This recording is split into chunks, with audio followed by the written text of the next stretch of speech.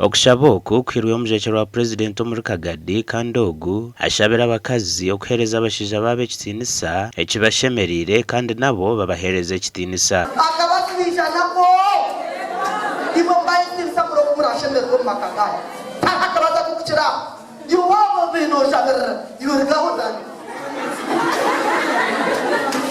ojo tomkazi aja mutandike tarwiroko erukira omushisha wawe kuhereza ekitinisa noba wamarayo munsomo usigaliso ari abo abarukweje imbere mu bitaro kubayamba bashabirwa kureka omuzogo ngo kandi bateka amani mingi mu biri kutungura amaka gabo.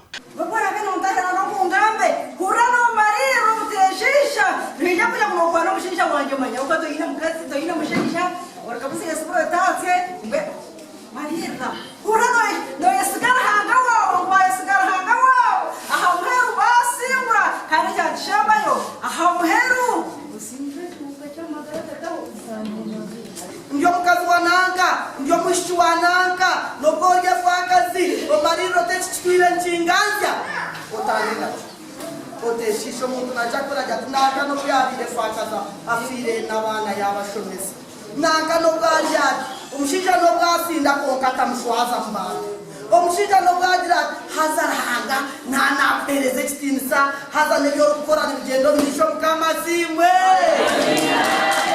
Aba bongere bashabo kwika munongo mu kanisa ngo habwo kuba nubo bine kube cyo kureberaho maka gabo no mwihanga ryona bine ukuremeraho bine kumatina rahanga kumanu batina rahanga bakaguma mu kanisa bakamuhereza no barabari y'abakazi abatakisirwe nka cyaci nibekitara mu kibine cyo nkabacyara kandi bine ukumanu bahereza abashije kitinisa. Abakazi nabo nibagira ngo okubikiriza abakejumbira mu mirimo ye kanisa kibayambire munonga okukora entunguka.